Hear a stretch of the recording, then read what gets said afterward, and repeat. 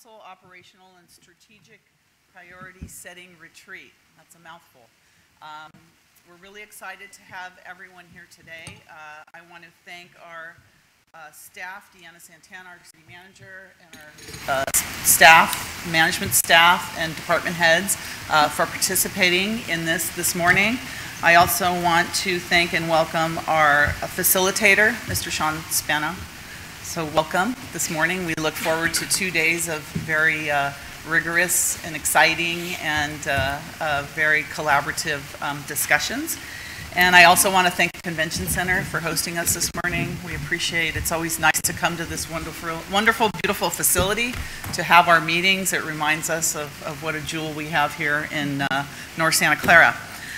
So this is a regular special council meeting, and so I'm going to ask our city clerk if he can please confirm a quorum for us. Confirming a quorum, absent Councilmember Caserta. All right, is there a motion to excuse Councilmember Caserta? So moved.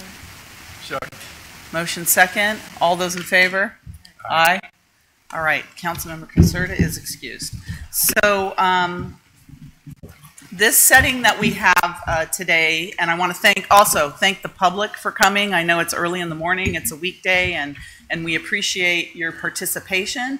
We are, I believe, live streamed. City Manager, is that it? Mm-hmm. Yes. Yes. So that if you're not able to make it, members of the public, or watch it, that they'll be able to at least even refer back to it if there's parts of the session you'd like to review again. New this year, we have time certain for the public presentations, and we thought, based on the fact that we have 2 really long days of activities here and discussions, that we wanted to make it as convenient as possible for our public to participate with us as well. So I know online and on our agendas, it describes the time for our public participation and public input as well. So with that, I want to turn this over to City Manager to describe how we're going to proceed ahead. So thank you. So I ask that we put up the next slide. So first of all, I want to thank the City Council for calling a 2-day session with a significant time contribution on your part to be briefed on the state of the operations as well as our fiscal outlook prior to looking at policy priorities. I also want to thank the city staff for putting together this enormous amount of work and being able to release it in advance so that the community can take a look at it as well as the City Council to allow themselves to be prepared for the discussion that we'll have. For the session, I thought it was important to bring to the City Council as well as the community a look under the hood, and as we are in a significant point in time where we had a 5-year outlook that showed projected deficits on the out years, as well as an enormous amount of strategic opportunities that we have an interest of advancing for the sustainability of the city and with both its operations as well as its fiscal condition. Coming into the organization in October, it was of interest to me to play the fiscal outlook out over a longer period of time to understand the work ahead of us and how we can strategically begin to plan. And so you'll be introduced to a 10-year fiscal plan that also shows many years of red. And so with that, I thought that the starting point for us would be to understand the state of operations and some key indicators that help us plan forward and where we can apply capacity in the context of our fiscal outlook. So you will be hearing, as I'd like to create an analogy, you will be seeing below the hood on an operational level of areas where we do very well and we've seized moments, as well as areas where we need to do better for the better of the organization. So we'll spend our day today looking below the hood, and tomorrow we'll finish up our department presentations and then get into our policy priorities. As part of our public packet, we did put a matrix together on the status of last year's direction and where we plan to go over the next term, meaning 6 months to 9 months, so that you have a better idea of the workload and the key milestones that we need to reach. All of that with the goal, by the end of the 2-day session, you will have an opportunity to understand our fiscal condition, our state of operations, and then understand how they aligned within the policy priorities and make adjustments as needed or continue on the path that we're on. So with that, I first want to introduce Sean Spano. He had a brief introduction, but I think it's important to acknowledge that Mr. Spano has 18 years of working with local governments and particularly on facilitating public organizations in this manner. And particularly, he is the president of Public Dialogue Consortium, where he works specifically on the public sphere, collaborative problem solving, appreciation of different perspectives, and how we find common ground within a very challenging context. And so I'm going to hand it over to him to carry us through the logistics and get us started. Great, very good. Thank you, City Manager Santana. So Sean Spano, and my task here for the next couple minutes is just to get us organized and set for how we're going to be spending our day together.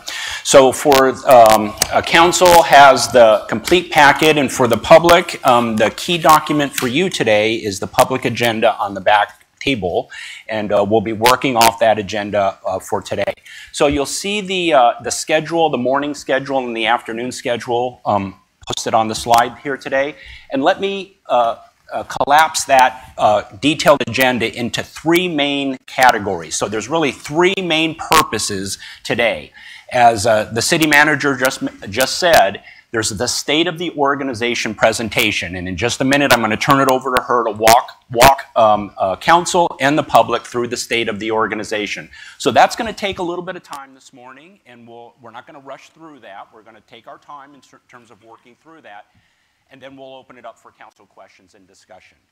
After that period, and so that takes us where you can see state of the organization. After that period, we'll start departmental presentations, and this also falls under the state of the organization, with the city manager giving a big, broad overview, an umbrella overview, and then we hear from each individual department. And so they'll provide a state of the department presentation for council and for the public. That will take us through today, the afternoon through today, and then there'll be a couple more that we're going to pick up tomorrow morning, 2 more presentations tomorrow morning, and we'll set our agenda this afternoon when we get ready, when we wrap up today and get ready for tomorrow. Tomorrow's agenda has to do with really aligning priorities and matching that to capacity, and there'll be much more engagement tomorrow with City Council. With that said, let me suggest that my role here today as the sort of the facilitator, especially today, is introducing speakers, making sure that we're staying on time, because time is going to be a critical factor for us today. So I'll be the timekeeper today in terms of the presentations. And the other thing that I'll do is I'll tee up discussion for council, Q&A for council this afternoon. Public comment. So as the mayor mentioned, we have time certain on public comment, and you'll see that on the agenda. So in just a minute, I'm going to look at my watch here. So in just a minute, we'll move over to the first public comment period. You have the speaker cards here. And so please fill out a speaker card, and we'll get the speaker card to the mayor for you to provide public comment. Let me just make a couple other points here. First off, there's going to be a lot of information today. And you saw in the packet, lots of slides, lots of information on the state of the organization in different departments. At the same time, we don't want this to be a one-way engagement. It's not just talking to council or at council. So at appropriate times, I will be inviting council to make comments and questions and to respond back so we have engagement. And then at the same time, I would also encourage staff to involve themselves in the conversation, especially when council has questions or they need additional information or further clarification. We'll invite staff into the conversation as well. So with that said, then, that takes us, at least gets us organized for the day today, and we're going to go to public comment in just a minute. But before we do that, let me just check in with council. How's that sound for you today? Any responses, comments you want to make about your time today and what you hope to achieve today? Any comments, any reactions here to get us started? I'm getting a thumbs up over here from Council Member O'Neill. I think we're going to have to be pretty disciplined in our questions, discussion, and I appreciate there's a lot of information coming forward. Excellent. We appreciate the the strategy here. Great, great, very good. Okay, so with that said, then why don't we move over to public comment? And we're a little early on the public comment, but that'll take us through the 8:25 segment. Thank you. At least members of the public can let us know what they're thinking about. I only have 2 cards. Are there any additional cards? Okay, I know we had advertised 3 minutes apiece, so if we could start with that. And the first I have is Suds Jane. Mr. Jane, if you'd like to come forward. And then Kurt Vartan after that. Welcome. Thank you, Mayor Gilmore and council members and city staff for hosting this goal-setting meeting. So since record keeping began in the 1880s, 2014 was the hottest year on record globally. Then 2015 was the hottest year on record. Then 2016 was the hottest year on record. 2017 would have been the hottest year on record, except 2016 had been an El Nino year, and El Nino years are generally hotter. So for a number of years, I've been asking you to prioritize the hiring of a sustainability manager. Cities smaller than we are, Mountain View, Palo Alto, Cupertino, have full-time sustainability managers. I thought we were making progress when we finally got a half-time sustainability manager who was only in for about 3 or 4 months. There are severe impacts on the operations of Silicon Valley Power due to climate change. It affects the water levels in our reservoirs and thus our hydropower. It affects flooding in our city. There's a lot of impacts of climate change, and it's only going to get worse and worse. So with a sustainability manager, we would have a comprehensive look at sustainability and the quality of life in Santa Clara. I serve on the Architectural Review Committee. Just this week, an applicant was doing a project on El Camino Real and proposed olive trees which only grow to 25 or 30 feet. For a 6-lane road like El Camino Real, that's not massive enough. So I suggested that he put in larger trees, and they accepted. So they're putting in sycamore trees, which are far more stately and far more to scale for the size of El Camino Real. It'll cool the streets. It'll make the city look a lot more attractive. So if we had a sustainability manager, we could really have a comprehensive look at putting in street trees all through Santa Clara, handling the impacts of climate change, and so on. So thank you. Thank you very much for your comments, Mr. Vartan, and then Jan Hintermeister after that. Welcome. Good morning, Mayor, Council, and many city staff. It's great to see that you guys are taking this much time in something like this. I look around the city, 2016 I think was a year of kind of a reset for the city. 2017 was a year of lots of activities, and 2018 now will hopefully be a year of real significant action. And when I look around the city of some of the projects that are happening, you have Valley Fair Santana Row at the south part of Santa Clara. Towards the east, you have the Monroe and El Camino, or Benton El Camino. You look around, you have the new potentially LECO or the old Yahoo site coming up. You have the Freedom Circle specific plan. You have the El Camino specific plan. You have Tasman East. Oh, and let's not forget that little one, City Place, which is now going to come online and start to do some, the rocket's just about to flare here. And the reason I just kind of put out some of those in perspective, that's probably, I don't know, about $8 or $9 billion worth of development that we just covered in about 45 seconds. The opportunity for how to create a great Santa Clara and a great places within Santa Clara is upon us. And with all the changes and nervousness that's happening in the city, we want to be able to embrace these things as aggressively and head-on and acknowledge the challenges, but also embrace the opportunities. And with things like placemaking and what Project for Public Places has done to kind of open our eyes to what can be done if we really stick towards a vision of place-led governance and how we can create places for people, not just automobiles, that will take us a long way. And I would just suggest that it's my only point. I don't have like 8 things to list off or anything like that. But the one point I would ask is, you have City Place with over, 4 or 5 billion, $7 billion, whatever's going to start rolling in over the next decade.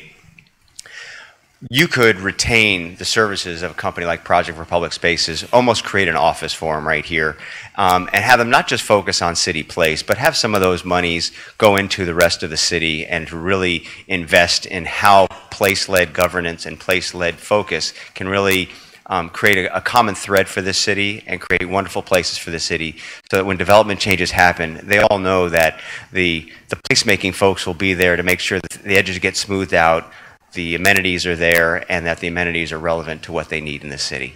So I hope that placemaking is front and center for you guys. Good luck over the next couple of days, and thanks for your time. Thank you. Jan Hintermeister, welcome, sir. Good morning. I wanted to go back a few years to a previous goal-setting session that took place at the Central Park Library. And at that time, the council endorsed an idea called bird-safe design, the idea of designing buildings in such a way as to avoid incidental bird kill from building design, lighting, all this kind of thing. And the plan at that time was to kind of try that out with the related City Place project. And, I probably had the wrong name, but the related project. And then to use that as a springboard to do a more general policy for the city. And Related did, in their entitlements process, come up with a good set of bird-safe design items. And the follow-on would be to kind of take that as a prototype and introduce that into our general design process, whether it's in the planning process or architecture review. I'm not sure where the right place is. But I think we just want to maybe go back and look at that particular project and follow through on the concept of bird-safe design. I think that'd be a great idea. I'd also like to really endorse SUD's sustainability manager idea. And the placemaking meetings that we had last year, I thought were just incredible. And anything that we can do to kind of maintain a focus on that, I think would be a good thing for the city. Thank you. Thank you. So I don't have any other cards. If you'd like to come forward and speak, we still have some time. Welcome. Good morning. Firstly, I'd like to thank you for doing this. I've been at every one we've done for the last few times, and we keep having a start, but it seems like I'd like to call this a year of we finally complete something. We keep having goals, but we keep changing who our facilitators are. We've changed city managers. We've changed some staff, sometimes not enough staff, in my opinion. But I'd like us to call this the year of the public, the year of focus, and the year of finally getting some things done. We start a lot. We don't seem to finally get things finished. I think with the looming budgetary challenges we're going to have, I think we really need to focus a lot. And I think this year we're going to have to focus. I think we have to stop doing and carrying everybody else's water. We are not the council for the school districts. We have to stop giving them money. They have their own money. They have their own fundraising. They have their own source of income. They have to stop coming to us. We have to stop worrying about them. We have to focus on us and on our city and our citizens. We have to stop it. We have to start doing what the citizens want. We want a downtown. That got messed up a long time ago. That has to become a priority. Do we want a swim center? I don't know. We have to focus. Do we want to redo this convention center? I don't know. It's on somebody's list, but I don't think it's on the public's list. This has to be the years of the public. It may be on somebody's list, but if it's not on the public's list, we shouldn't do it. So I think the council has a responsibility to listen more to the public going forward. I think we have to start focusing. We've had a lot of projects.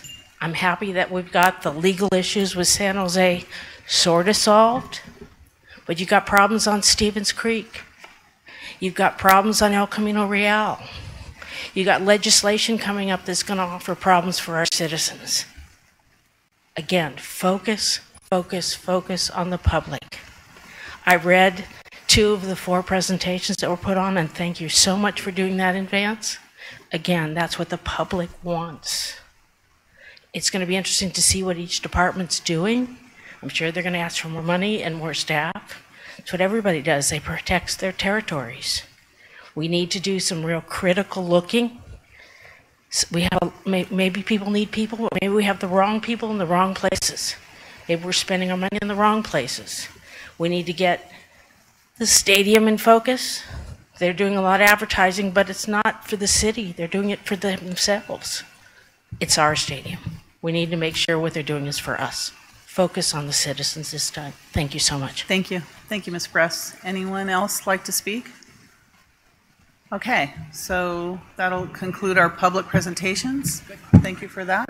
Thank you for that. And just for the public, the next public comment presentation period will be at 12:45. So the speaker cards are there, so feel free to, you can fill those out now and getting ready for 12:45. So you can see on the agenda, we're doing really well time-wise. We're actually a couple minutes ahead, which is great. So I'll keep That's us the buffer tuned in. time in case Yes. you talk a little too long. Thank you, and the mayor is absolutely correct. We need buffer time today. Okay, so we're ready to move over to the state of the organization, and I'll turn it over to your city manager to present that. Thank you. Before I get started, I heard a comment that reminded me that I did want to introduce the management team that's here at the table. Walking into the manager's office, there were 3 vacancies, and I still wonder out loud, how were things getting done before? And I want to start with introducing Walter Rossman, who's our Chief Operating Officer, who has many years of experience in different cities such as San Diego, Palo Alto, and San Jose. Ruth Shikata, who is our institutional knowledge in the office and has been fully dedicated to the city of Santa Clara for many years and continues to join us on strategic projects. Manuel Pineda, who has served, is our assistant city manager, has served in Sunnyvale and San Jose and has led some of the South Bay region's largest transportation projects and has a lot of skill sets with respect to infrastructure and capital delivery of projects.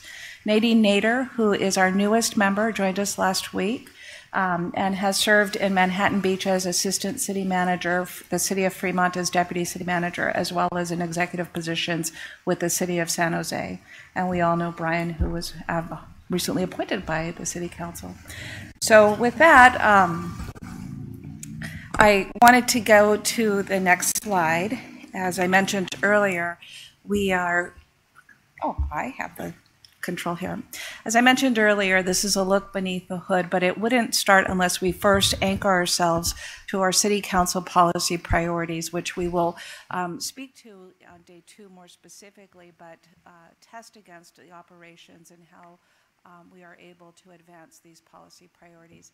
And so just for the record, we have 6 policy priorities. The first is to enhance economic and housing development, enhance community sports and recreational assets, enhance high-quality, efficient services and infrastructure, maintain adequate staffing levels, enhance community engagement and transparency and compliance with Measure J, and manage the Levi Stadium. In order to do that, any city manager, so we're going to go through some organizational development and some graphics here that help us with getting into the department presentations and add context. But as a city manager, it's important for me to outline first what my core services are and how I look at these policies in areas that are strategic to supporting the city council. Obviously, the first is supporting the council with policy development and strategic visioning. That's what our 2 days here is really about. The next is fiscal management, and as I mentioned earlier, we immediately started with designing a 10-year budget forecast. I also want to acknowledge in your packet a new list that will be side by side with our budget process, and that's our unfunded projects list. It's important for us to keep front and center as many programs that we have funded, but also those that remain unfunded, and to weigh against the importance and trade-offs of what we have to focus our time on going forward. As city manager, I'm responsible for day-to-day operations, working with a very committed executive team, and we'll look at key projects and initiatives. as well as number 4, which is important for me, and that's looking at our strategic ability to focus strategically on efficiencies, how we manage risk, as well as promote customer service. And I've heard that from the City Council as part of its last session, and was delighted to bring this forward today. And then also balancing our workload against council policy. What we'll hear today is resource management, both by way of fiscal resources, and our workforce is also as important as our ability to succeed in all of these 6 strategic areas. So when we think about the council's role and what the City Council sees about the organization, oftentimes we use the iceberg and analogy, and that often the council sees areas that are required for approval, policy development, and that when you look at it, about 10 to 20% of the organization services are often in front of the City Council, which means that program mandates, implementation of laws, our legal obligations to our workforce, employee engagement, and just day-to-day operations are below the line, meaning 80 to 90% of our work the council never has a touch point with. And that's some of the areas that we'll share today. And how do we do that within our resources? It's important to acknowledge that we are a very integrated service. One department does not prop up a service by itself. It depends on multiple departments in order for it to be successful. And all of that is founded on the community and the City Council's role in advising us on which direction to go and what are the interests of the community as well as the City Council. I do want to call out the role of the city manager and city attorney because in this structure, what's important to acknowledge is that everything has a touch point through either the city attorney's office or city manager's office, in that we are in every corner of the organization managing resources, working with departments on service delivery, efficiencies, or looking at areas of risk and transactions for service delivery. We'll see this new theme, and it appears as if it may have been not as prominent in previous conversations, but it's important that when we talk about, for instance, looking at a theme here that will come out through all departments of hiring and staffing, it's important to look at the strength of our human resource department and how they're able to support other departments in the delivery of service and filling key vacancies. This is a slide that we'll refer to often, and it's a balanced policy approach. If we were in a public administration class, this slide would be front and center in discussions. There's obviously the policy legislation work that the City Council conducts at each of its meetings, and we'll look at workload increases. You'll hear some statistics in terms of how we've increased our investment of capacity in policy and legislation. And then we'll also look at implementation and operations, and that's where staff takes the legislation or policy development by council and turns with its resources to implementing and advancing those. In some cases, we've done very well. In other cases, we won't be shy where we need to improve our services. And the last is one that I worry out loud about, and that's audit, review, and metrics and outcomes and our performance management process.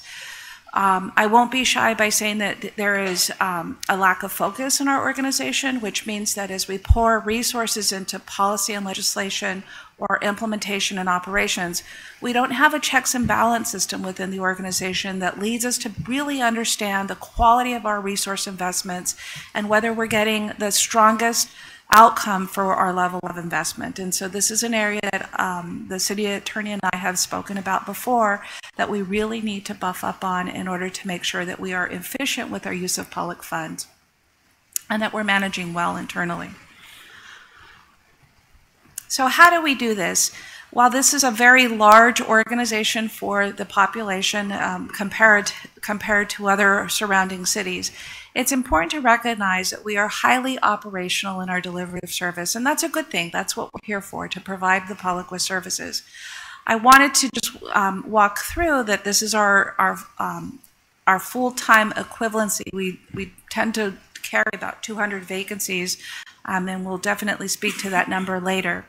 But when we flow through, what we're really looking at is a very mighty, I'm looking at this management policy analyst in the bottom right-hand corner, a very mighty group of about 100 management or analyst level people that are spread throughout the organization with different skill sets and areas of expertise that are carrying forward these incredible policy development or organizational changes that need to occur. And so we'll want to look at their capacity, their ability to be trained, their ability to maintain their skill sets, as well as their management grip on what they have to manage in order to advance the organization and the work that they maintain for the city. This is another organizational development chart that's important to acknowledge. The words are rather small because there's a lot of different bubbles, and they might be clearer in your packet. Certainly on the website, if you see it blown up, you can look at the detail. But we've acknowledged early in past conversations that we really have three lines of business as the City of Santa Clara. We have the city itself, and it's a full-service city with a broad range of services that you'll hear about over the next 2 days. We are unique in that we have our own electric utility, Silicon Valley Power, which distinguishes us from many surrounding jurisdictions, but also places a different service delivery model for the city to advance to stay competitive as well as strategic. And we have the Santa Clara Stadium Authority, which is also unique to the city with respect to its governance structure and the services that are delivered through that authority. At any given time, when we think about our workforce, if you imagine an employee in the middle, each of those bubbles are activated, and sometimes they're more pressing than others, and sometimes there are work that must be done or that there's strategic planning on the end. But there are many drivers of workload for any individual or for any unit of work within the organization, beyond the 10 to 20% that happens at the dais level. And it's important for us to understand that when we think about our capacity, that there are items of work or work generators that draw from the capacity that we need in order to be efficient with our delivery of services. I can name a few if I could read them, but I won't pretend that I can see all the letters. They're in your packet, and certainly we can get back to them if the council would like to discuss this chart more. So the state of the organization within that context. I want to acknowledge, first of all, this is an incredibly resilient organization, and I have said out loud before that with greater levels of focus, there is an incredible amount of magic that I see this organization capable of. It has been through a tremendous amount of transition. One, onboarding the Stadium Authority, getting through a global recession, getting out of a global recession with an unprecedented amount of development and workload that comes our way. The fact that that I have come to very clearly and unequivocally is the resilience of this organization is just, it's unmatched. And that means that we are starting with a good set of foundation that we can only from here fine tune and allow for us to perform at an improved level already within that context. Our staff is talented, they're committed to the workforce, they're high performing. They know that there are areas where we can improve. They've articulated those many times.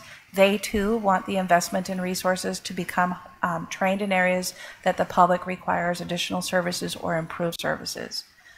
There is, as I mentioned, there is an absence of time to focus strategically on enterprise-wide issues. We, with the drivers of workload, the number of items that we've already talked about, as well as our fiscal outlook, staff is very aware of those issues, and they have articulated that they too want to participate in the continuous improvement. So they're eager to hear what happens today and to understand the path going forward. I use the term management grip often, and that's important to acknowledge because in some areas of this organization, we lack a management grip. It's not unique to the City of Santa Clara organization. This is something that many local governments have struggled with while we continue to recover from our reductions in workload or staff through the recession, and while the community continues to ask for higher level of services that are matched by either private sector turnaround times or areas that require high touch. This is important because it presents itself in some areas that we have not done as well. And I've mentioned them in different committees, such as implementing new laws, projects that get started and go on the wayside or never come back to the council or that are delayed. We've talked about some contracts. We'll go into greater detail later about the manual processes that we use in order to implement contracts management, council agenda production, or other customer relations management systems that just do not serve the city well and allow for us to maintain a management grip on what is it that we are trying to manage and getting good data from it. We've done well with building up the city's reserves. The council has been very disciplined with ensuring that it adheres to its budget principles and invests back in reserves. We've done well with more fully understanding our fiscal outlook, as well as in the packet presenting unfunded projects list. It's a good base to understand how we make decisions going forward and what the strategies related to those are. Like many organizations coming out of the recession, many projects were deferred, they were delayed, and suddenly now they become urgent all at once, while there is revenue coming in, as well as where systems or equipment are on their end of life cycle. And so what that means today is that we have many mission critical projects either administratively, from a capital perspective, or just from seizing a strategic opportunity. And those happen all at once, and we've well acknowledged them all over the course of a couple of council meetings, and some of them came up today from our public speakers. There is a tradition of effectiveness of being a model city and providing the services to the community and council. This is something that has been anchored to very strongly. There's a desire to maintain that model city status and getting organized around how is it that we continue with that tradition and continue to be effective. There's a strong desire to focus on quality service delivery, modernizing services, and increasing customer services, which also comes with the need for capacity to focus on how we do that. There are, like any other organization, there are a series of unanticipated initiatives that come our way that all of a sudden we have to absorb. They could either be at a federal level, at a state level, or at a local or regional level that set a new trend for us. And so we have to be able to carve out time to absorb unanticipated work that is strategic and that feeds into the sustainability of our organization. That's a new concept for this organization and something that we need to really practice as we go forward. The next one is we'll spend some time both through the PowerPoint presentations and as well as the city attorney will make some comments. And this is looking under the hood in greater detail and bringing to you where we need to really focus on. We are in some key enterprise-wide functions, we are either over-decentralized or they're just not present. I am concerned about our procurement processes. They are we have a key vacancy. Our manager recently retired. We have many parts of the organization conducting procurement processes, which if we were more centralized, we might get better economies of scale. We might get more efficient pricing. We would certainly manage risk more better. And it is an area that I think from a process improvement is probably one of the highest priorities for this organization that departments too have spoken out as they would like some help in this area. Prevailing wage compliance. This actually goes hand in hand with minimum wage, and I won't be shy today because the council does need to hear some of the areas where we can do better. One is a council policy, the minimum wage, prevailing wage is state law that recently came, and we have been under-resourced in our management of these policies and our ability to implement them and sustain them. And what that means is that we've had some mistakes, and that when we have these mistakes, we have to administratively go back and correct them. And that concerns me because if these came out in my first 3 months by way of observation, it also means that we have other areas of risk that need to come and bubble up to the top so that we can work on those as well.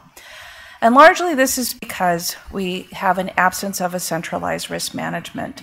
And I think we need to spend some time here deliberating on how we cure this within the organization. It would not be uncommon in this organization to not know the current status of where we are insured, for what levels, who we go to for managing that type of risk within the organization, and who's thinking about risk when we implement a project, when we do employee initiatives, when we look at claims and things of that sort. We have touch points in this organization, but there is a common practice throughout other organizations where someone is really focused on risk management to promote safety, to promote the efficient use of public funds, as well as to manage risk from other types of legal or personal perspectives. Training and certifications. While we meet the needs of training requirements for positions, our level of certifications are decentralized. And so we, at no given point in time, could we query a system, because we have an absence of a system, of knowing where our employees are certified in their training and what's the horizon for investing in these certifications to make sure they're renewed. That's something that we should be concerned about, because it's often something that our labor force looks at as in terms of wanting to be invested in so they too can promote services, or from a risk management perspective, making sure that our employees are certified for the jobs that they perform. Accompanying that is our performance auditing. We have, to my knowledge, and I would challenge any other department director if I'm wrong, but I've been here 3 months and I've said this many times before, we don't have anyone who's formally trained within the organization in auditing. To look at our work at an organizational level from a pre-audit perspective, in the event that we did happen to be audited, we meet all the financial standards of financial audit, so that's the good news. But when we look at ourselves from a performance management standpoint, or through management reviews, as I looked at that diagram earlier, it's just not present, which means that we lack the absence of knowing where the risks are within the organization, whether we are continuously improving in a way that is matched to government standards and that allows for us to be prudent with our limited resources. And just continuous improvement all around. And it's an area that I think is prominently important, because I'm anxious to use this as an investment towards looking at our fiscal outlook and how we yield additional resources just by improvements and looking at our work through a pre-audit status. I've already talked about the absence of a contract management system. It's all manual. And which means that we can't query or take advantage of competitive contract management or procurements.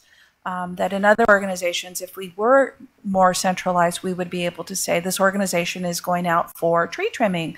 We have 3 or 4 contracts. Maybe if we do one, we can get it priced better. That's just one example. Intergovernmental relations. I want to just be real clear on this. We are at a key point in this region. We're strategically located. The region operates as a region and has made some great advancements. But with this particular one, I would want to start with the basics.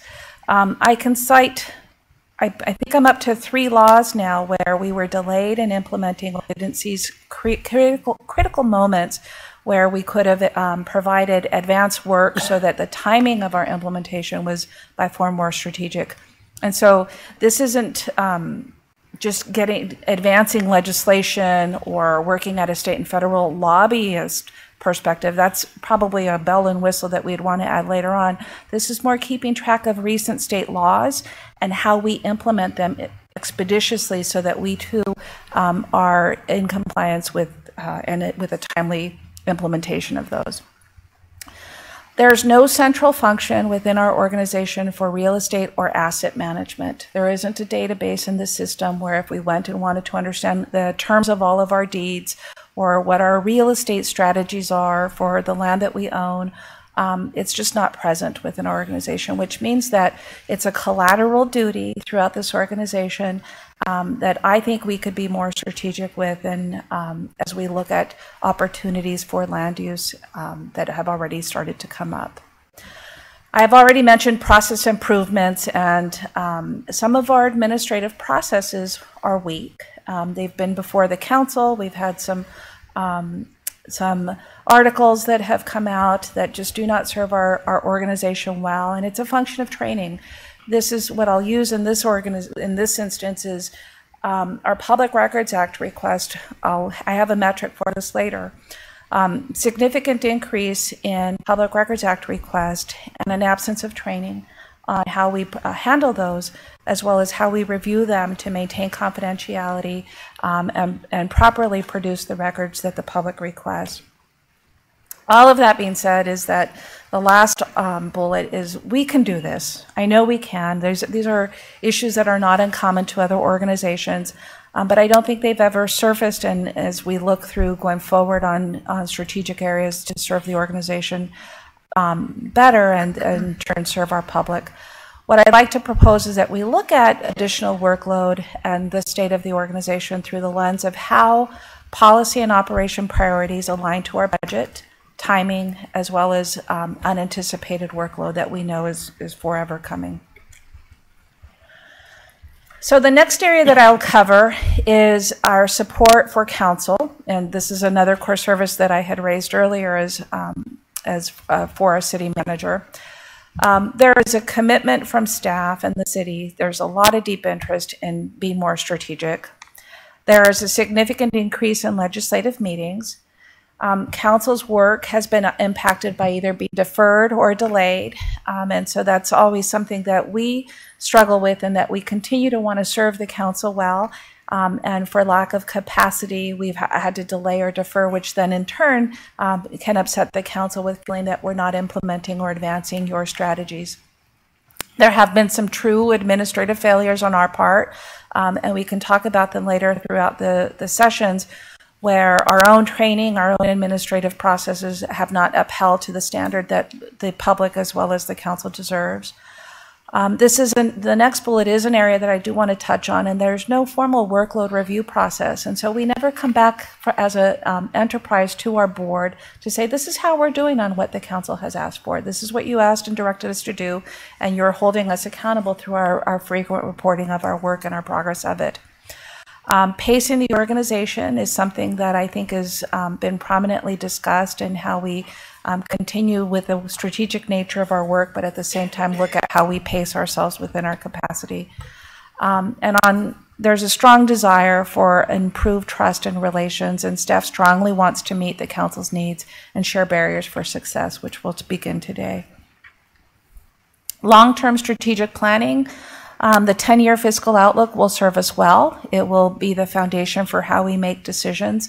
I add here that without strong fiscal management, nothing else is possible. And so this is really where we begin our work as we look at our fiscal situation and how we begin to fine-tune it going forward. There are an incredible amount of strategic land use opportunities underway, which position the city well for balanced growth as well as strong policy development. Our business operations require the same level of strategic diligence, and there are some significant services that are absent, which I've already walked through. We'll also hear through our IT presentations that we just have some outdated systems that never make it above the 10 to 20% line. And that we have to continue to invest in them and carve out the work so that we can sustain our service delivery.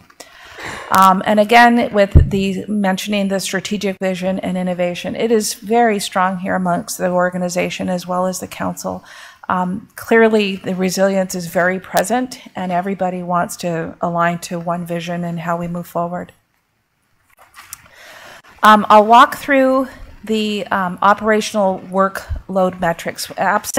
I had a running joke here with some of the executive staff here that I was waiting for the week when someone was bringing in a data-driven decision to me, and I would say it out loud, and we acknowledge that data and around performance, it wasn't as strong as we could be, until finally one of our directors last week walked in all of the data and supported decision making, and I was very pleased with that. And so the 3-month run is gone as of last week, but that's a good sign coming, meaning that that comment has been heard. I've mentioned information requests. I just want to quantify it because the PRAs as well as information inquiries, they are increasing. Oftentimes, what this means is most PRAs have to go through the manager's office or the attorney's office for risk management. There's confidential emails that by law can remain confidential, which means that when we're working on a dozen PRA requests at once that often have thousands of records that we need to review, that's what our time is being consumed on. And it's often Brian and his staff or staff sitting at this table. And I just want to acknowledge that while we are implementing the law, it is a capacity driver in our organization. The other is that we have not had systems in place that allow for us to respond more quickly. We don't have a software system like a e-discovery software or public records where we can respond to them and then put them up on our website. So if a member of the public is requesting something similar in nature, it may prevent a Public Records Act because the documents are already available in our previous response. We do this manually within the organization, where if we do have 1,000 records, we have to go through the records individually to determine what must remain confidential, what's responsive, and what's non-responsive. And I think we can do better if we looked at a Public Records Act system, as well as when we get to a records management system. We will be in better shape. But for now, this is a manual process that we have to continue to respond to. I think I've already mentioned this about the manual processes, but I'll continue to use this as another area where I think we can make some strategic investments. I mentioned this my first week at a Rotary luncheon, where I was fascinated by the fact that we were absent a customer relationship management system, which means that there are several Excel documents throughout the organization where we're manually tracking what are the inquiries that our customers and our public are asking of us to overcome, meaning a lot of points of entry, a lot of tracking confusion, and a lot of manual maintenance, and in the process still trying to get the work done for what the community member is asking for while we're trying to keep track of all the different inquiries coming in. There are easy customer relationship management systems out there that through our new website development, perhaps that's an opportunity to connect into and invest some IT resources in. This is one where if we look at the balanced chart where we had the arrows, I think it's important to note that we have increased in an effort to increase transparency and to stay on top of policy development and managing the organization. Our council meetings have increased by about 40% over the years, but that too has had a workload impact with staff in terms of keeping the reports written and policy development moving, and also then with the absence of the auditing or the management reviews, there is a missing part of our puzzle here that is worth examining, which may be driving this number up for purposes of management and oversight. We looked at our committees to understand where we're focused our time. We also found that there is a 60% increase in just the sample that you have there of committee meetings, which is a redirection of our capacity, and also an area where we would want to look at in terms of the value add, and are there opportunities here where some of that capacity can be invested in some of the absent areas of service that I've already surfaced. Boards and commissions, same. There's this is a highly active community, and that's a good thing. And I'm always impressed with the level of participation on the part of our community, and the high number of activity that occurs at each of these opportunities to engage. It is a resource contribution, and we'll want to test against that in terms of how is it that we ensure management grip, drivers of workload through our commissions, as well as what that means for our capacity. Number of new policy issues. This is just a top of mind list of items that have come up over the last 3 months. Obviously, the council knows much more about the last couple of years of other additional items. We'll touch on these, but these are areas that we want to be able to focus on and serve the public well, but do need to initiate a pacing or a work plan process so that we can deliver on the areas that the council has already directed. Probably some of our more strategic opportunities are upcoming ballot initiatives. You'll hear about our council district election work plan over the next 2 council meetings and some milestones that we just have to hit in order to meet the June timeframe. You'll also hear on, as early as next Tuesday, a workshop on our cannabis program and what the areas that we want input from the City Council. But this is also an area that in order to regulate and to look at revenue opportunities, there are some key milestones that will follow that we have to hit for November, which will require our focus. And then I just mentioned some others that we are watching to see how that may impact other ballot initiatives, such as the swim center or recreation investment in our parks and rec infrastructure as part of our process going forward related to ballot initiatives. Large-scale development. We will spend a couple of slides later in day 2 going through City Place because this is obviously a new development with the breakthrough of our settlement agreements. We will have to mobilize very quickly. I would already argue that we're behind in that there are some key staff positions that we need to begin to recruit for. There are some contracts that we need to issue, which in this organization can take 3 to 6 months. That we'll need to get in place so that we are resourced in order to deliver very tight turnarounds in the development agreement that the City Place project calls for. There are other strategic opportunities with respect to land use that we'll want to advance with the council and that really position the city well, but they will take our keen focus and our ability to dedicate the capacity to. I know that the downtown revitalization has come up. We're prepared to actually begin closed session discussions because we have a limited number of council members that are not conflicted on this item. We will be scheduling separate closed sessions on separate dates, but there has been some good movement that shows a lot of promise, and that to the point where we are ready to prepare for closed session discussions and action. So I know that's come up, and I want to acknowledge that there has been some good work over the last month or so on that. Employee relations, of course, without our workforce, this is all not possible, but we have a number of open tables almost on an ongoing basis, just looking at our MOU schedule, which also requires a lot of focus and a lot of high touch with respect to staying on top of these and knowing what our employees really want by way of MOUs and employee relations. And so we have 5 open tables right now, and it is an area that will continue over the next couple of months so that we can bring these to closure.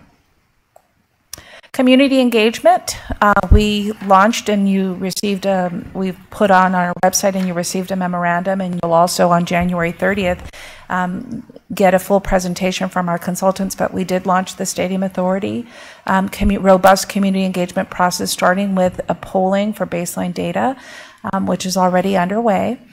And we'll be, over the next couple of months, we'll be heavily involved in this workload, as well as other areas where we have been more focused on enhanced community engagement, such as Open City Hall and new approaches to social media, as well as engagement opportunities out with our community.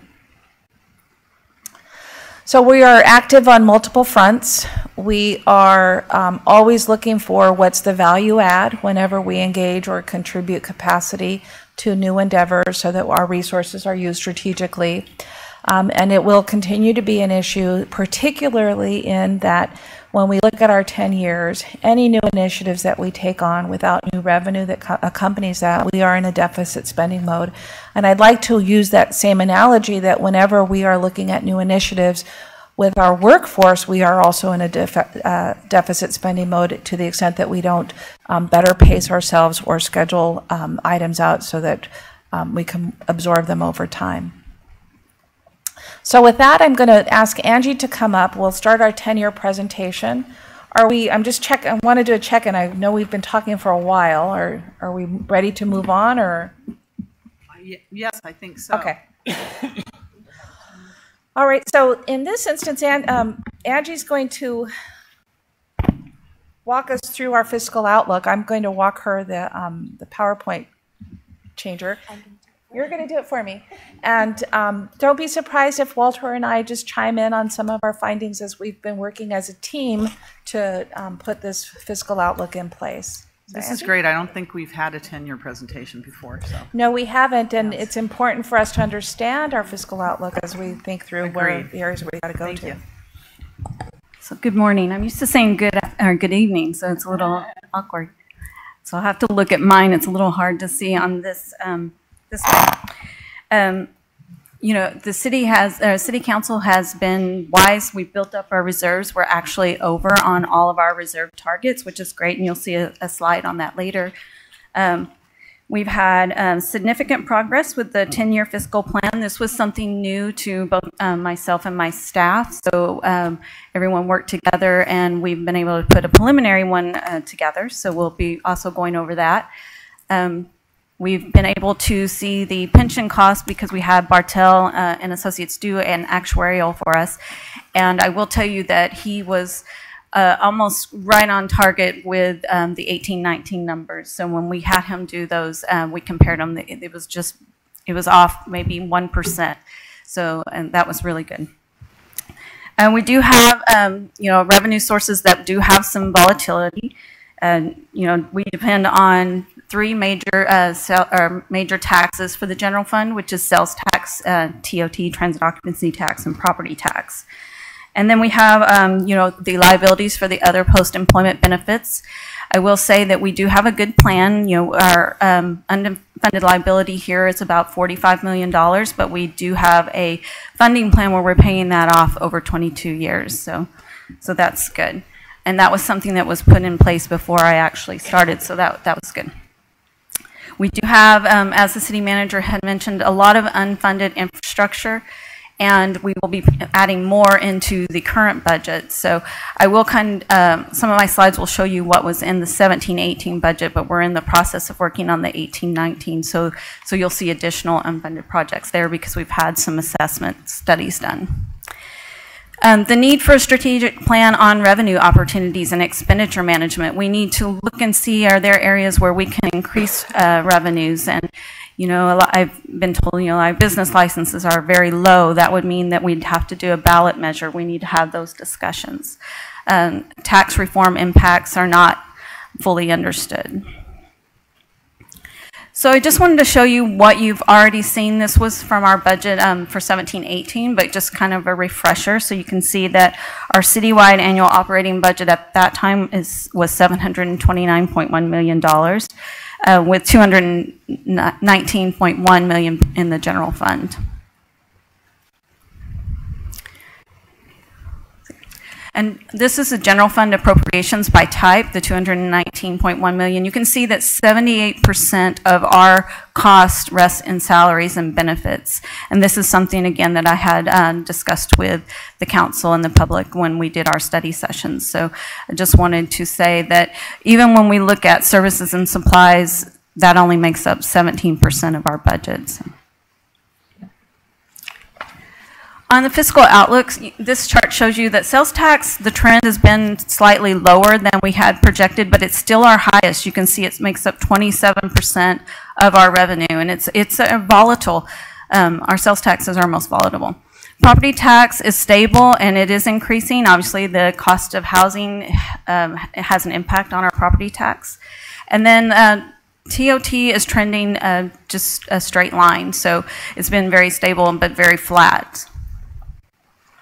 Again, as I mentioned, the three highest are property tax or revenues for the general fund are the TOT, sales tax, and property tax. They make up 59% of our revenues of $131 million. On the sales tax, again, it's the largest general fund source, and with business-to-business sales making up almost half of our sales tax. So that's really important. If there's any downturn, that would that would really impact our sales tax. And there's also some volatility, obviously, in the TOT. You know, if there's an economic downturn, that would impact this revenue. We do have challenges, and we've mentioned those, you know, over and over. I think the biggest one being the rising pension cost. You know, we're managing 3 impacted categories, which are retirees, classic members, and then the PEPRA members. CalPERS actions lowering this discount rate from 7.5 to 7% is having a huge impact on our budgets and on other cities in the area too, just statewide actually. The new 10-year fiscal plan will, using the city's, as I mentioned, the actuarial Bartel and Associates, PERS rates provides a structure for our fiscal management. We can see what those costs are and we can manage around it and try to solve our budgets each year. And then we're trying to see these rising pension costs, can we absorb them in any projected revenue growth? So this was a slide also that I had done for the 5 years. So you can see that the rising pension costs, they're projected to increase by $32 million by 22-23. Obviously, when we do the 10-year, we'll have a better projection of what those costs are going to be. The rates will peak at 49.6 for the miscellaneous group in 25-26, and for safety, it will be 76.5% in fiscal year 30-31. And what that means for people is that for every dollar, we will be paying 60 or 76.5 cents for safety, and for miscellaneous, it'll be almost half. So you can see where the arrow is. I wanted to call out that's where we peak, and then you'll see that the PERS will go. I mean, obviously, it's still going to be high, and then but it's going to start trending down, and that's because the full impact of all the you know, different changes that PERS has put into place hits at that time. If something else happens, obviously this trend line will change. You know, PERS has been talking about they don't think 7% is low enough. So if something were to happen, then that would change. Safety, you know, their peak is not even showing on our graph here, our 10-year graph, so it won't show until 30-31. And I put it up in the square that it'll be 76.5. So we did set up a pension trust, which was you know, very proactive on the city's part. We've been able to fund it $15.5 million. We have an unfunded liability, you can see at the bottom, of $464.7 million. So this year we will, when we're working on the budget, come up with, you can see where the circle is, we're going to come up with a funding strategy so that all funds are actually contributing to this pension trust. And then as far as the percentage of unfunded liability, that's how we calculated it for electric. We wanted the general fund and electric to be on the same ratio, so they're both at 4%. So we'll come up with a percentage for all the funds. So again, our fiscal challenges, this is also the OPEB, which I mentioned earlier. We have the unfunded liability of $45.2 million. We're currently 25.9% funded. We do have a funding strategy to pay this off, and we are paying the actuarially determined contribution, which means that when we have the actuarial, they tell us what we should be paying to fund this over the 22 years. GASB Statement 75 does require this to be reported on our financial statements, so you'll be seeing this as a liability in the next financial statements, the 17-18 financial statements. And here's a slide to show you on the reserves. You can see our working capital reserve. We're actually going to ask to change this to budget, I believe, budget stabilization reserve? Or budget stabilization reserve. Yeah, because working capital and capital projects gets a little confusing for not only the public, but staff, because we're like, okay, well, what are we doing? Where is that? So the working capital is the 25% or 90 days of appropriations. So our 25% would be $51 million, and we currently have $55.5 million in there. And you know, we want to be able to use this along with the pension trust to help us get through some of these hard times. Capital projects reserves are what are used for the capital projects that are funded specifically from the general fund. It's a 5 million reserve target, and as you can see, we have $32.6 million. But I will say that that's still not enough to fund the projects that we currently have in our 5-year. So, so we'll have to be really looking at that in this 19 budget. Angie, can I just interrupt you? Sure. We highlighted this because in your packet under a separate tab is unfunded projects.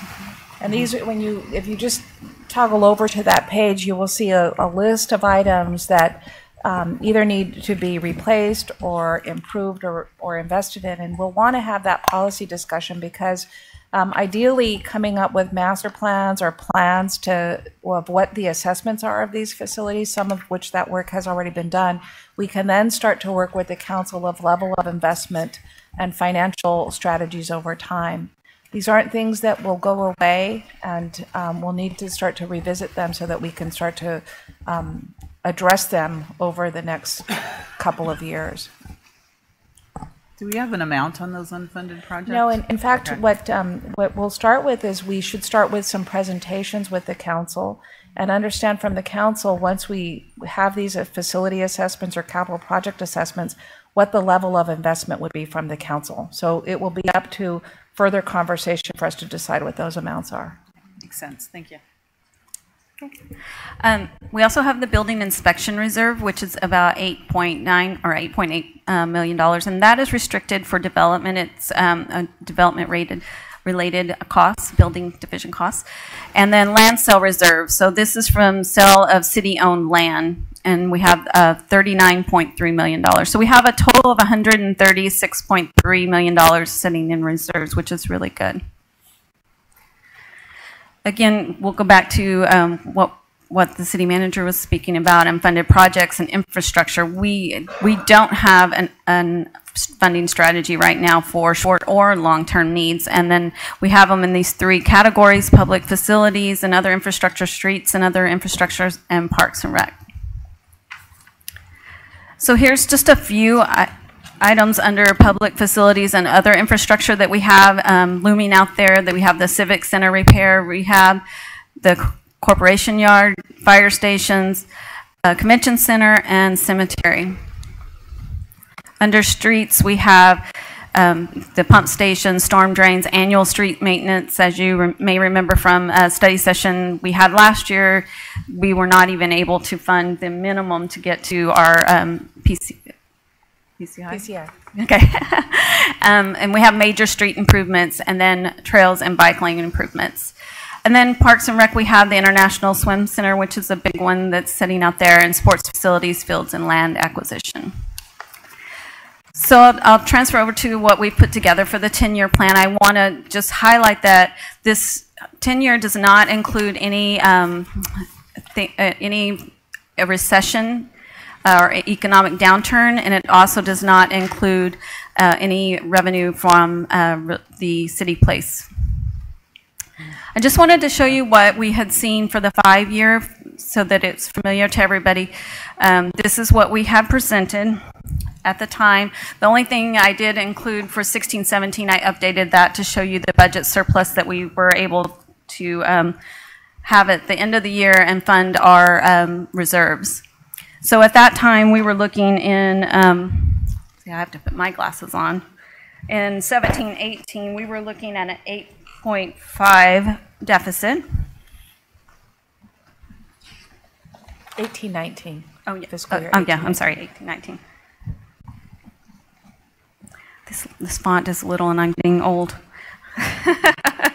So we were able, by putting the actual PERS rates and revising some revenue projections that we felt like, based on the surpluses that we were getting in the previous years, that we may have been a little too conservative. So we revised some of those revenue projections and salary projections. We were able to take that 8.5, and I'm just looking at the 18-19 year for reference. We were able to bring that down to $5 million, which was really, really good. I keep in mind also, none of these projections include the 5 employee groups that are in negotiations right now. We have not included anything because there's not anything that has been determined. So what we did here is now we've reduced the 18-19 to $1 million. And how we did that was we said we will fund our working capital budget stabilization reserves and capital reserves with surpluses. One-time sources that probably at the end of the year we'll see where we have, just like we've done, we were able to do with the 16-17 when we had the surpluses. So we think $1 million is manageable. We think we can, but again, just keep in mind that that doesn't include any of the negotiations that we have ongoing. So this slide right here shows you how if we self-solve, and what that means is if in 18-19 we solve the 1 million, that 1 million will be solved through the 10 years. So you can see in the next year, we're in the light pink salmon color, we're saying, okay, that 1 million we solved that in 18-19. So now the red is a little smaller, and then the same thing, same effect in each year. So we're saying in each year we actually solved that year before, and so it does look like, you obviously still have to solve for those, but we will be looking to try to do that, and hopefully we'll get to that green. Angie, I wanted to make some additional comments. What's important here, and I'll say the same thing that Angie just said in a different term, is in the previous 5-year forecast, we weren't giving ourselves credit for solving the previous year's deficit. And so what the light colors show is giving ourselves credit for solving the problem, and then what the net deficit is that we'll have to solve. What's important here is you can obviously see the growing numbers in 2021 and how enormous they can be. But if you look at the next 2 fiscal years and the magnitude of the city's budget, as well as other revenue opportunities that are on the horizon, what I would say to you on this, the good news is the next 2 years are extremely important for us to focus on the city's fiscal management and look at revenue opportunities, in-house efficiencies where we can better improve our use of resources so that we prepare ourselves for the out years. And I want to continue to focus on this going forward because there's opportunities for the November ballot where we can further stabilize ourselves. There's opportunities with City Place that we can further stabilize. And anything that I've already raised about efficiencies, as well as new revenue opportunities that we can track. I think we can do this, and if we've accomplished this within our first 3 months of really fine-tuning our projected deficit from 8.6 million to 1 million, if we had a deliberate focus and more time, like the next 2 years, I really think we could get a management grip on the out years. It doesn't mean that there won't be reductions. It just means that we will know where they need to be. We can engage with our employees and engage with the public so that we all move forward together, and that these next 2 years are critical for us. Thank you. Sorry, Angie. No, that's great. So the next slide, so you can see where we're saying we're going to self-solve. So I took that out here. So here's where we would, if we solve all of the deficits for the prior year, self-solve, you can see that these are the areas that we need to actually focus even more and give more attention, as the city manager had said. You can see that one spike, I believe it's in 2021, and that's when the full impact of the PERS from the 7.5 to 7%, because they're doing it over 3 years, that's why you all of a sudden have a huge dip right there. And then when we go, when you see the little spike in the green, that's because the way PERS does it, we have different amortization bases in PERS, and so one of our bases, it was 9 years, and it falls off at that time. So that gave us a little bit more of a bump too.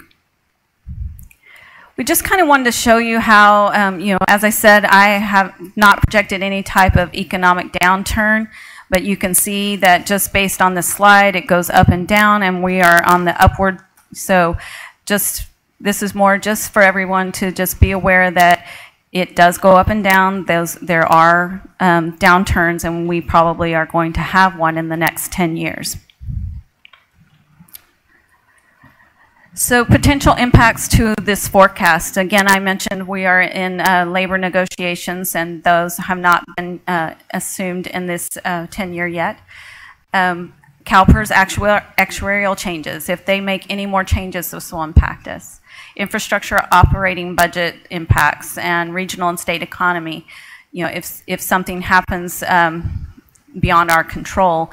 Further refinement of major tax revenue projections. We'll still be looking at our sales tax, our property tax, and TOT, and making sure that we are more on line with those projections. And then development projects such as City Place is out there. So we wanted to go over our budget work plan. We already are in the process of working on our 2018-19 budget. So we actually had our kickoff last week. We will be, I'll go over each one of the budget approach, the capital improvement plan, annual operating, and the stadium authority operating debt service and capital budget. For the 2018-19 budget approach for the overall budget, we're positioning the city for potential economic slowdown through prudent management of our reserves. And that was when I went over the reserve slide showing you that we have put more than our targets, which are good. We're getting set for that. Manage project cost escalations by holding some projects for a more favorable bidding climate. Revenue projections will be reflective of historical trends. You know, in the past, when I was looking at the 5-year, we just used flat percentages. We weren't really looking at what has been the historical. So we will be going and looking at that and trying to be, as I said, more on target there. Managing changes in total compensation, specifically salary and pension. We'll be looking at new revenue sources. Is there community benefit programs, a review of current taxes, including TOT and business license tax, review of fees and charges to get to full costs where appropriate, consideration of potential new our modernization of impact fees and other revenue generating opportunities. So what we are proposing, and I believe it's one of the recommendations for this meeting, or these next 2 days, is to adopt a 2-year CIP budget this year, and then rotating in the operating to a 2-year in the next year. This would help us as far as aligning staff. Staff actually has to stop. We start preparing the budget actually in December and January. We're getting, so we have 5 months of where people can implement, and then they have to stop and actually start working on 2 budget documents, which are very extensive, very time consuming. So we'd like to align staff, and as we mentioned, be more strategic, be more analytical, and we feel like if we could do that, we could have, it would be a better document that we're presenting to the council and the public. We've asked the departments to make sure that when we are doing the CIP, to actually make sure the second year of their budget, their CIP projects are as accurate as possible. We would prefer not to have to come back in between years and ask for more money or say that the scope has changed. So we ask them to be as accurate. Incorporate city council priorities to illustrate fiscal investment and alignment. Review existing projects for funding level and priority. Close projects that have been open for a long time that have no activity.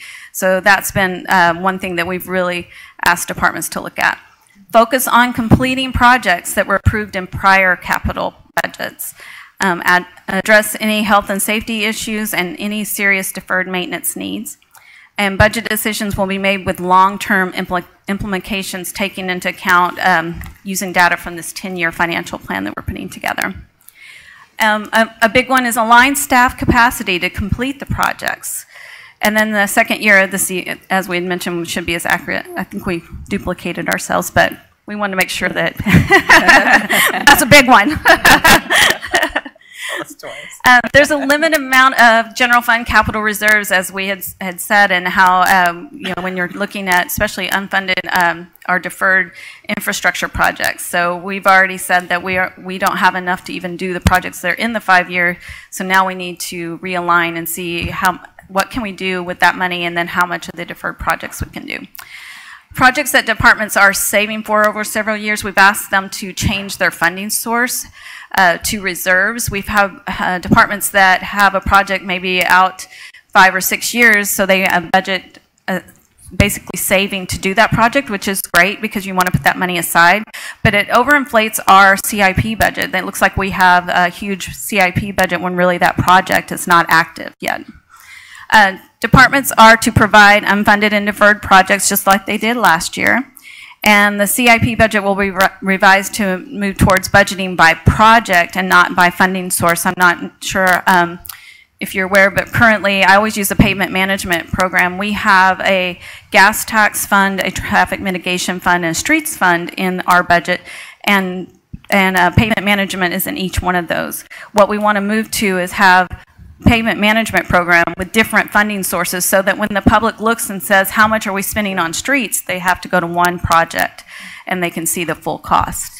So it'll be, hopefully we'll condense the document and make it easier for everyone to read. Project descriptions should be accurate and funds should match to the actual work being performed. For the annual operating budget, we want to incorporate the City Council priorities. Budget decisions will be made with, again, like the CIP, with long-term implications taken into account using the 10-year plan. Address gaps in staffing. As the city manager had mentioned, we have gaps in risk management, contracts, sustainability, real estate, purchasing, or procurement. Continue community engagement and transparency efforts. Limited number of personnel, new vehicle requests will be considered, and to look at improving your business processes. And this, even if it requires the use of one-time funds, if it improves and lowers the cost going forward, bring those forward, and we've asked the departments to do that. We're no longer beginning with a status quo budget. In the past, we've just said you have your status quo and then you give us your funding request. Finance will be reviewing those to see if money is actually being spent. Can we absorb some of these requests that they need to do? So Finance will be working on that.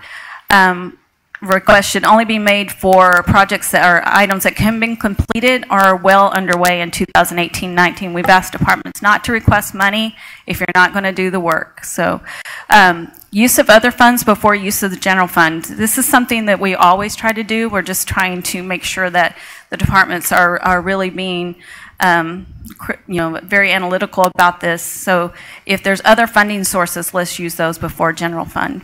And then all budgets will be scrutinized regardless of the funding source. So on the Stadium Authority budget, again, this is one of the items that we've already begun working on. My staff has started putting the template together. We've had meetings with Manco to start receiving all the documents.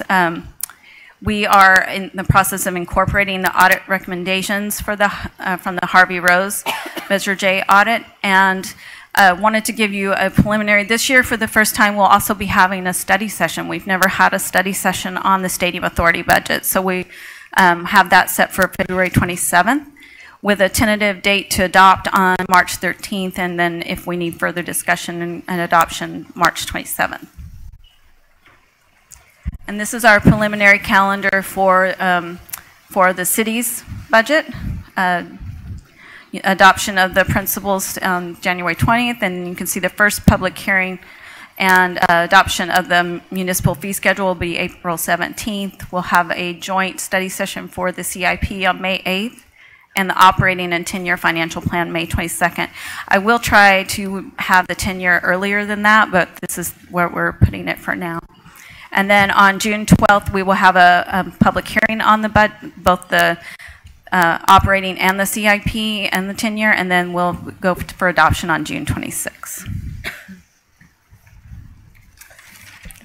Thank you, Angie. So the next part before we get into department presentations is just a review of our human resources, the status of our workforce, and what trends we want to share with the City Council today.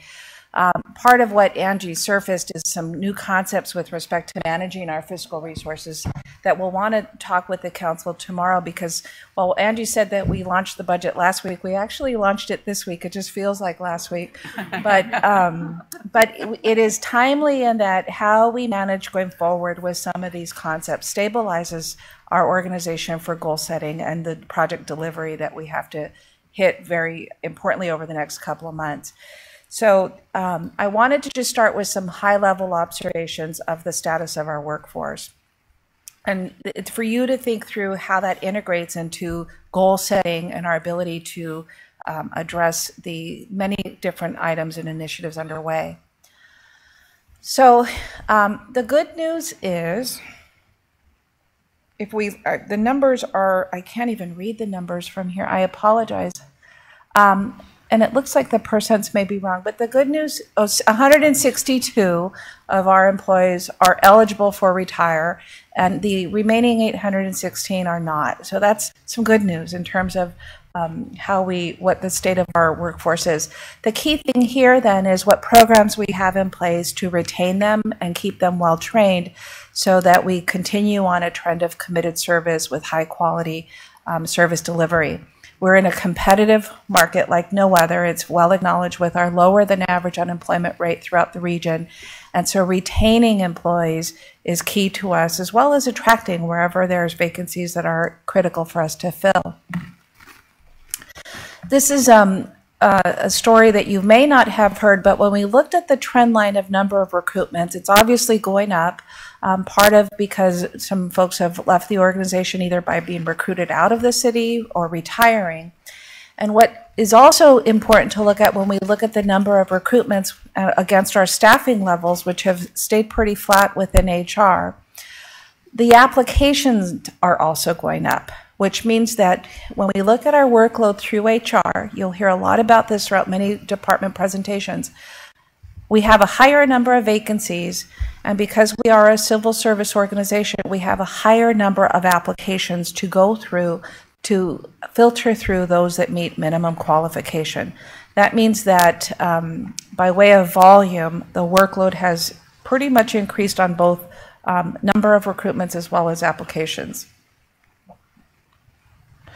Retirement eligibility, when you look throughout the organization, I look at this and I've seen other organizations where there's a higher number of retirees that are eligible employees for retirement. Again, it gets to the story that I said earlier, how we retain them, as well as how when an employee does leave the organization because of retirement, how we transfer over that institutional knowledge is something that we need to work through. Institutional knowledge in organizations that have gone through significant transition is really important for us to understand context and moving forward.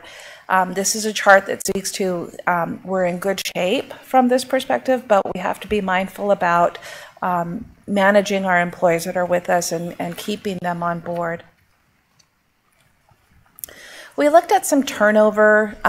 This is a pretty low number given that our high number of employees, but we do want to understand why employees decide to leave the organization. We know that there's other job opportunities, or relocation tends to be the trends that are allowing for employees to leave the organization. And so when there are other job opportunities, we'll really want to test whether it's for lack of competitiveness on our part. Employee separations, this has more to do with issues of retirement, which it seems to be mostly driven by. Some of that we can't control, but again, when retirements do occur, it's important to build an institutional knowledge and the transfer of. New hires and promotions. This is important when you look at how we're trending. We're increasing with new hires and promotional opportunities.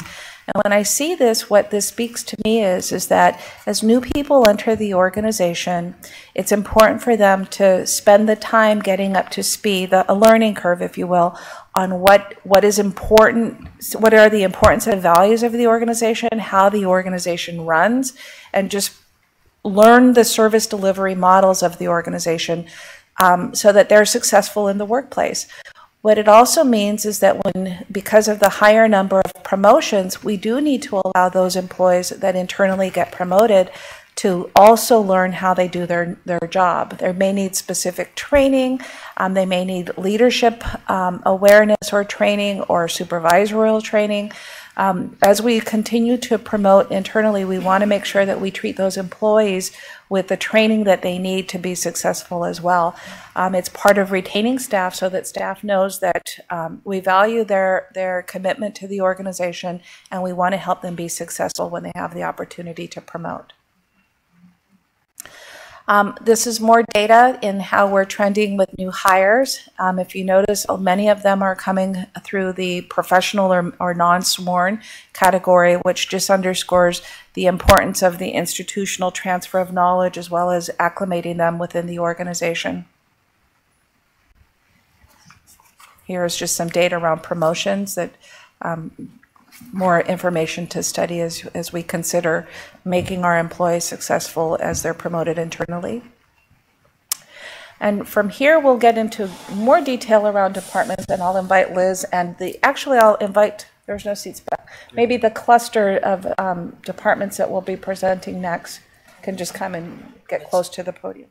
Let's open it up for council. Sure. Oh, I'm sorry. I missed the agenda. Yeah, we're not quite ready yet. So at this point, let's open it up for council. You've gotten a lot of information presented. Clarifying questions that you have, responses, comments, any engagement that you want to have with staff around what you just heard. So just real quick, there's a lot of information here. The city manager presented on operations, and so there was a couple themes that I heard coming out of this. There was the theme obviously around capacity, resources, opportunities for new revenue growth, issues around staffing, issues around workload, example, PRA requests. There's processes and systems, needing some streamlining, improvement, and upgrading came out of that conversation. Technology figured prominently. You'll hear several of those themes as we hear from the individual departments. You'll hear some of those themes as they play themselves out in individual departments. So then we moved into the budget with your finance director and the 10-year budget plan and revenue projections. And then we just finished with the HR metrics in terms of staffing, in terms of retirements and so forth. So lots of information there. And we're curious, council, questions that you have, comments, responses, and reactions. And we'll just be informal and raise your hand or just jump right in and go ahead, Vice Mayor. Thank you very much. I just want to share that just how impressed I am. I think, you know, based on the amount of time that you've been here to be able to put all this data together in such a short period of time and to go through, you know, the departments and find out the needs and to be able to present this to us today so that we can see where we are as a city right now, I think is really important. And also going 10 years down the road, because we know that, you know, times are very volatile, so we have to be prepared. So as much as things may be looking very good today, we still have to be prepared. So I don't have questions per se, but I just want to acknowledge all the hard work that's gone into this to be able to share it not just with us, but with the community as well. I think it's very encouraging and important, so thank you. Great. And just on that comment there, that really did, as you just articulated, that zero in. What is the whole purpose of the session today? And it really is getting council and the public up to speed on where you are as an organization. And it does, I think, in many ways reflect the first phase of your new city manager's entry point into the organization. She's been here now for 3 or 4 months, listened, learned, talked to people, and now she's reporting back to you. So it does I think today does in many ways represent a symbolic sort of entry point, turning point in terms of your new city manager office team. So other comments, reactions? Yes, Councilmember Davis. Deanna, I got to tell you, I have never seen anything like this before. We've had these goal-setting sessions with little dots. The level of, it's just mind-blowing that you can come to us and say, as policy decision makers, and give us what we need to make the right choices instead of, I don't want to say fumbling in the dark, but it just seems that we weren't really educated in some areas. Some of us on this council probably know more than others. But, I mean, comprehensively, it is just amazing that you can get this to us and say, these are where the faults lie, this is where we need to go, and there is not that blame game kind of thing where we're going to work through this together and we're going to make this city run the way it needs to run. And I applaud you for doing this, and staff. I mean, I know that this took a huge amount of time, to get this all together for us in a goal setting. I know we were supposed to have this 3 weeks ago, but I'm impressed. I am just absolutely impressed. I think the quality there is so, and I know it's just a portion, but at least going forward, we have a direction. We know where we're going. We know where the money is. We know what the pitfalls or the landmines are going to come at us. So I really appreciate everything that you all have done. This is just amazing to me, and I think the education part, as far as our just residents know where we are and where we're going. So that transparency level has hit an all-time high. So that way they understand when we make decisions, this is not personal, this is not whatever. This is in the best efforts of what we can do as a city and make ourselves, we are on the stage, let's raise the bar a little higher. And I think you accomplished that. So I thank you all. Great, excellent. Yes, Councilmember Colson. I think I know the answer to this, but in the financial report, it talked about the what we have to look forward to, and it talked about steps that have already been taken to mitigate the challenges of the future. But for the rest of the city that you elaborated on, and the challenges going forward with capital improvement and budget deficits and that, are we going to hear solutions, recommended solutions to fix all those things going forward? In fact, Sean will walk us through the set of recommendations that are included in the staff report. I really want for the council to direct me to look at revenue opportunities and solutions. And it's part of why we integrated the budget principles into this session, so that the council sets its goal setting with strong budget principles going forward. It's part of why we launched the budget process. We talked with our staff that we were launching the 10-year financial forecast. We wanted to share it with the council and the public first. They were tuned into it. They know it's coming this week. I said that I would like to reconvene them and walk them through so that they know the context of the next 10 years. So there's a series of recommendations that we'd like to discuss tomorrow, and some of which you heard today, because I really want to walk out of the room with that in my hand to go set us free on revenue opportunities. Good. And as Deanna said, so we'll get into those recommendations tomorrow. I just would draw your attention, they're in your staff report. They're also, the recommendations are listed on the bottom of the public agenda. I'll just draw your attention to two because they came out of Angie's presentation.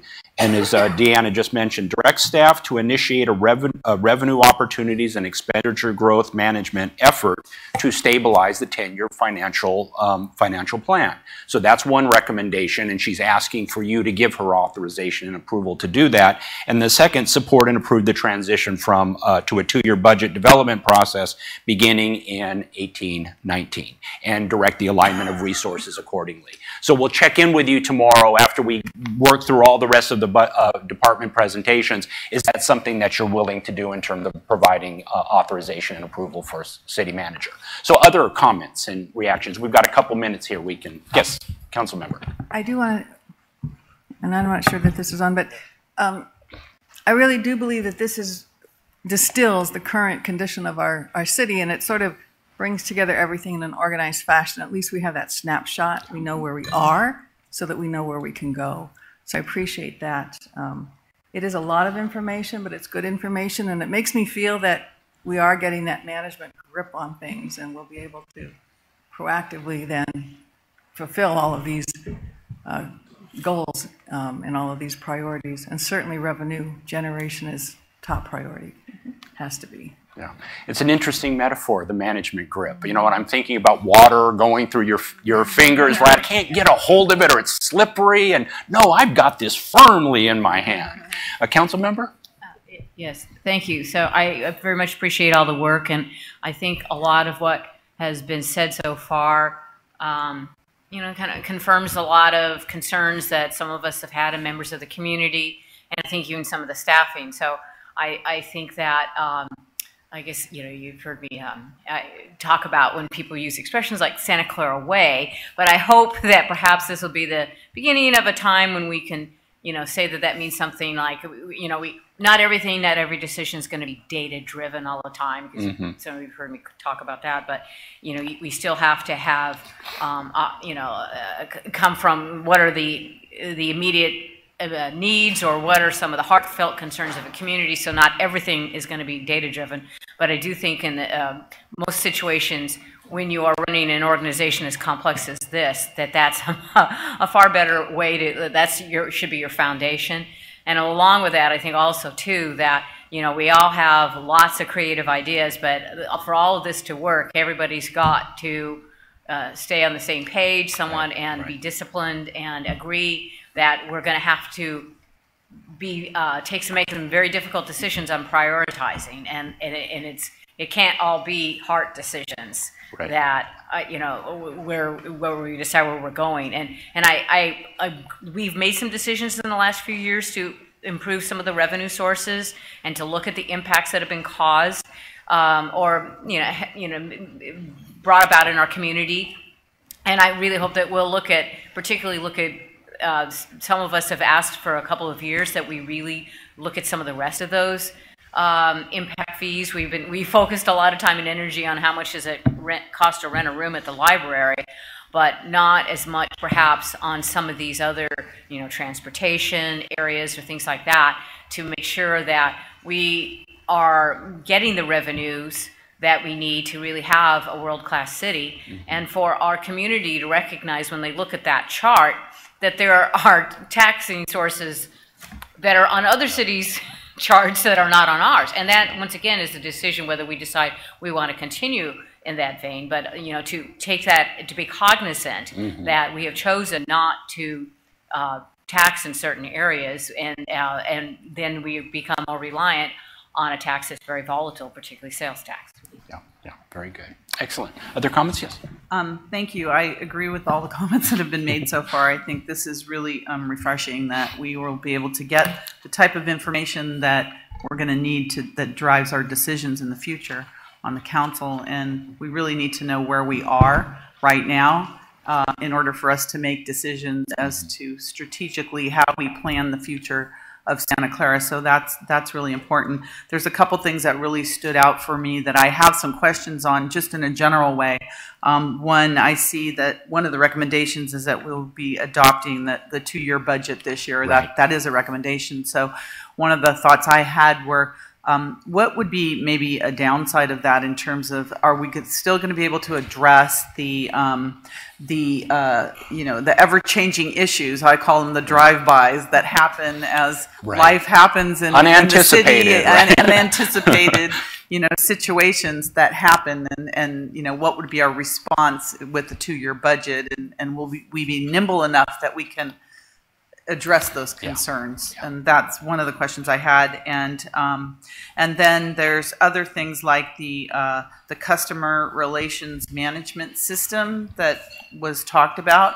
I think that's really important, because just on a day-to-day basis, I know it happens to me, and I'm sure it happens to the rest of the council as well, where we get inquiries, complaints, contacts from our constituency about whatever issues, large or small, in the community, and that we pass on. But many times we have no response, and we're not responsive to our community. And in the end, they're very upset with us, even though very good intention, that we said, okay, we followed the protocol to pass things on. But then we'll get 20 more of them, and trying to manage them ourselves, and this job is impossible. So I think that, on the very minimum, is something that's going to be very important to our council for responsiveness, to our community, because they're the eyes and ears of what happens out there, and we need to be able to respond to that. So I'm really interested in that. And then another question I had was on the unfunded capital improvement projects and infrastructure, wanting to know, I see, the unfundedness of it, but does the analysis that was presented, does that include a fee collection that's already happened, like use of park fees or fees that are coming in, or is that just basically the major cost of a project without those potential revenue sources involved? And those, again, just my comments, but I'm very pleased as to the amount of information and the quality of the information that we're receiving today. Great, excellent. Any initial responses to the questions? So I do want to talk about the two-year budget because it's something that we just kind of went through on a couple of slides, and it's worth going into a little bit more. Absolutely, we need to build a system that's nimble enough to absorb any unanticipated or new event, right? Today is a critical day for the federal government. We need to be able to adhere to, those changes and understand how they impact us. What I want to do, though, is look at this to begin the organization to longer-term investments. So we understand over a two-year plan what the roadmap is for fiscal investment. But I also want to be able to bring back at an annual report what the update is in between. So, for instance, if we're doing capital this year over 2 years, next year we'll bring the operating. It will be aligned to your strategic pillars. You will know the amount of dollars that we're investing per pillar because we will have used that year wisely to attach the dollars to those. But the year after, when we revisit capital, it will be a mid-year. And so we'll give you an update on how we're doing and where we may need to make adjustments or additional investments or reductions in funds based on trend spending over the year. So it's a longer term, it's strategic, it's sufficiently nimble. We'll bring back, if there's something immediate, of course, we'll bring back through one of our monthly reports or through a council action for you to consider. But I wanted, because the next 2 years are very critical and the out years are even more, I want to start having us look at a longer term roadmap of our fiscal policies and investments. The other thing that on the CRM, these are actually low-cost systems when you look at the magnitude of what an IT system can cost. And there's opportunities to attach it to our website, and people can have access through mobile phones and computers or other systems that allow for us to receive their inquiries. And to the extent that we can have one point of entry, then we have multiple people that can see the update on where we're at, right? If it's a public works issue, you can have multiple divisions multiple staff in the division or department seeing where we're at with responding to those complaints. So it actually builds better awareness on how we're doing and then providing you with the update of whether we closed it out and in turn the resident as well. What is key though about these systems that we don't have now is at any given point in time, I don't know how we're doing with these service responses. There's no trend or analytics. It's all on Excel and it would have to be done manually. The systems that are out there now can provide analytics for services so that I can pull a quarterly report and say, you know what? We're not doing well. I'll get back to tree trimming, even though I'm not being critical of the system. We're not doing well on tree trimming or sidewalk repairs. What's going on there? And then it could be maybe we have more vacancies, or maybe it's impacting risk because we're seeing, if we had a risk management function, we're seeing trips and falls or things of that sort. But our CRM systems right now don't give us any data analytics for how we're delivering services, which is that third prong that I talked about where we have zero investment. For a very low cost, I've seen systems out there, the return is incredible for efficiencies, better customer service, and better analytics of our service. I think it's something that we need to immediately get working on. I said it from my first week, and it feels like a no-brainer. Can I ask one other thing too, yes. Deanna? You talked about, and we did touch on the importance of the risk manager function, real estate, asset management, contract management. I mean, those things to me are urgent and critical. Is that something that the council would be recommending, or is that something you're moving on immediately? I have it as one of the recommendations to initiate the resources. Of course, anything that we do has to be net neutral to our projected deficit. So it's a do no harm exercise. But the budget principles that we put in place that were before you today of not just baking forward the last year's budget, but really scrutinizing the line items. My goal is to see where there might be some additional resources that we can redirect to invest in these areas. We're not going to do it with any new revenue unless we see a trend up.